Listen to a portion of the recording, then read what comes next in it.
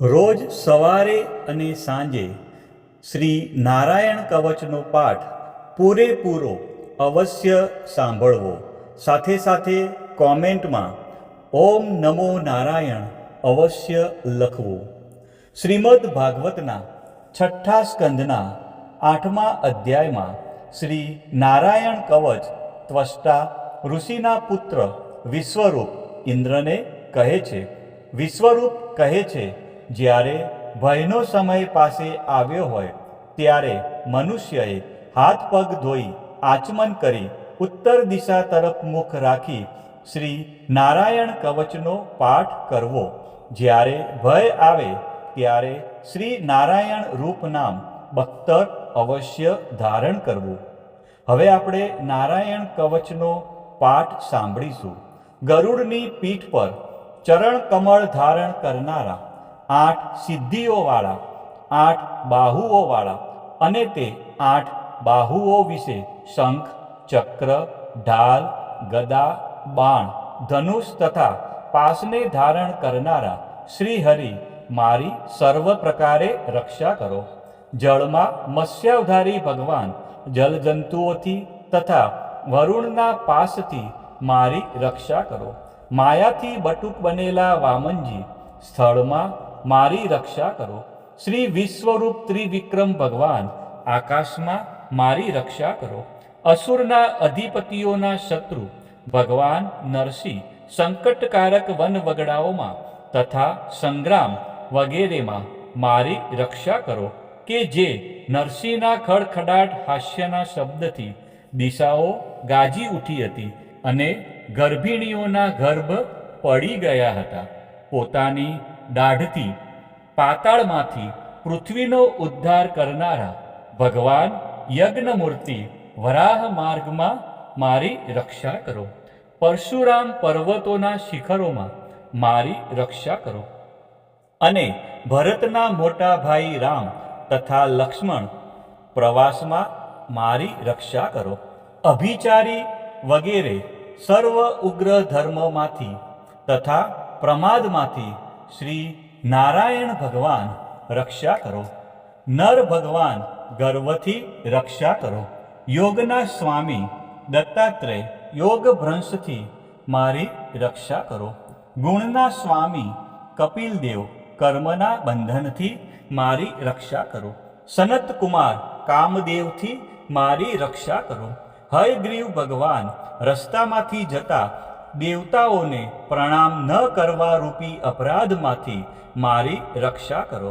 દેવર્ષિ શ્રેષ્ઠ મુનિ નારદ ભગવાનની પૂજામાં જે કોઈ વિઘ્ન નડે તેનાથી મારી રક્ષા કરો.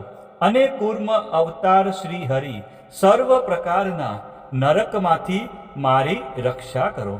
ભગવાન ધન્વંતરી કુપથ્યમાંથી મારી રક્ષા કરો. જીતેન્દ્રિય ભગવાન ઋષભદેવ કામ, ક્રોધ આદિના ભયમાંથી મારી રક્ષા કરો. યજ્ઞાવતારી ભગવાન લોક અપવાદમાંથી મારી રક્ષા કરો. બળભદ્ર મનુષ્ય તરફથી થનારા ઉપદ્રવોમાં મારી રક્ષા કરો. અને શેષનાગ ક્રોધાવેશ નામના સર્પગણોથી મારી રક્ષા કરો. ભગવાન વેદવ્યાસ અજ્ઞાનથી મારી રક્ષા કરો. ભગવાન બુદ્ધ પ્રમાદવાળા પાખંડીઓના ટોળામાંથી મારી રક્ષા કરો.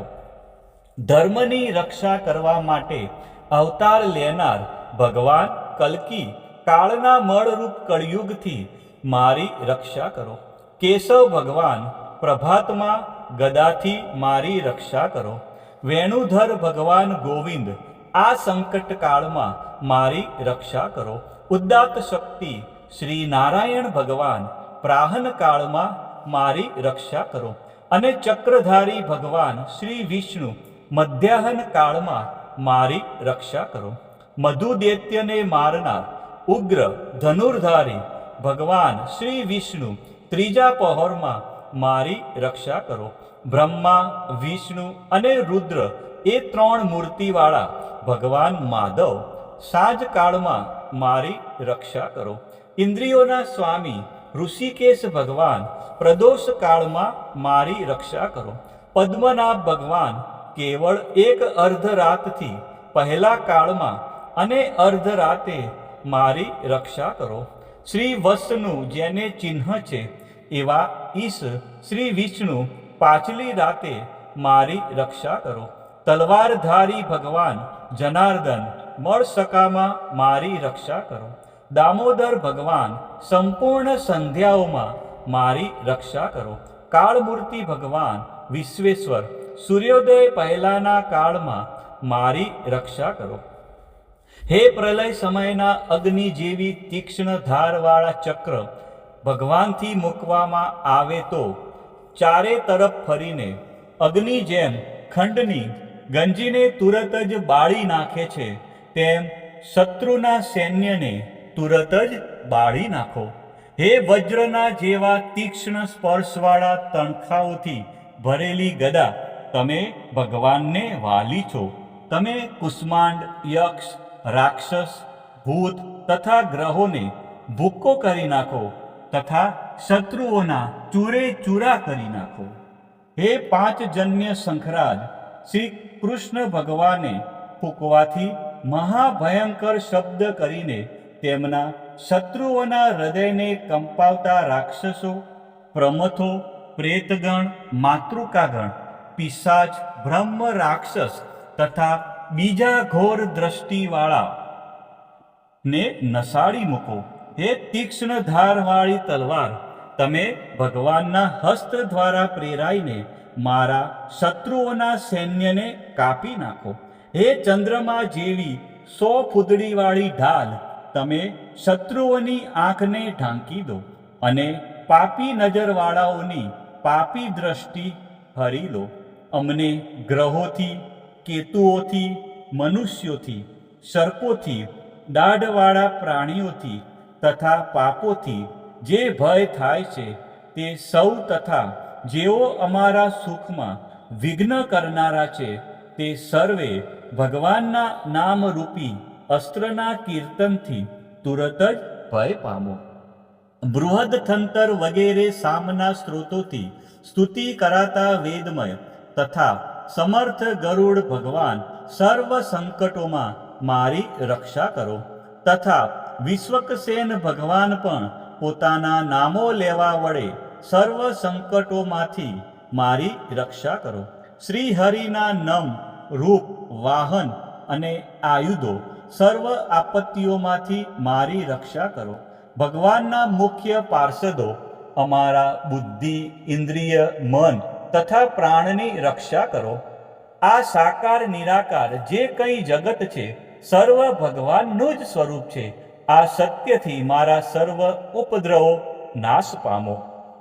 અભેદ દ્રષ્ટિવાળા મનુષ્યને ભગવાન પોતે ભેદરહિત જોવામાં આવે છે, તો પણ તે પોતાની માયાથી આભૂષણો, આયુધો અને ચિહ્ન નામની શક્તિઓને ધારણ કરે છે. તે સત્ય પ્રમાણ વડે જ સર્વજ્ઞ તથા સર્વવ્યાપક ભગવાન શ્રી હરિ સર્વ પ્રકારના રૂપો વડે સર્વદા અમારી રક્ષા કરો. નામની ગર્જનાથી લોકોના ભયનો નાશ કરનાર તથા પોતાના દિગ્ગજ ઝેર, શસ્ત્ર, પાણી, વાયુ, અગ્નિ વગેરેના પ્રભાવે ગળી જનારા નરસિંહ ભગવાન દિશાઓમાં, ખૂણામાં, ઊંચે, નીચે, અંદર, બહાર તથા ચારે બાજુ અમારી રક્ષા કરો. હવે આપણે સાંભળીશું નારાયણ કવચનું ફળકથન. વિશ્વરૂપ કહે છે, હે ઇન્દ્ર, આ નારાયણ કવચ તમારી આગળ કહ્યું, જે ધારણ કરવાથી તમે શ્રમ વિના અસુરોના અધિપતિઓને જીતશો. આ નારાયણ કવચને ધારણ કરનારો મનુષ્ય નેત્રથી જેના તરફ જુએ અથવા તો પગ વડે જેને જેને અડકે તે તુરત જ ભયમાંથી છૂટે છે. આ કવચ ભણનાર પુરુષને કોઈ દિવસ રાજાઓ તરફથી, ચોર તરફથી, ગ્રહો થકી, વ્યાઘ્ર આદિ તરફથી તથા બીજા કોઈ તરફથી ભય રહેતો નથી. ઓમ નમો નારાયણ.